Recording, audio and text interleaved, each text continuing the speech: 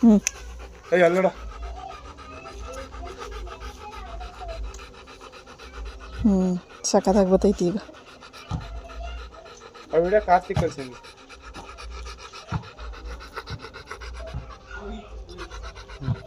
ಅಲ್ವನ ಚೆನ್ನಾಗಿ ಬರ್ತೈತೆ ಕಾರ್ತಿ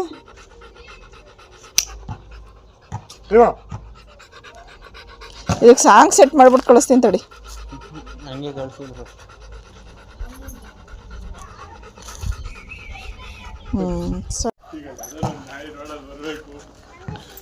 ಇಲ್ಲಿ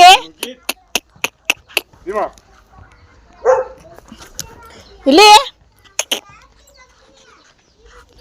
ಐ ಭೀಮಾ ಭೀಮಾ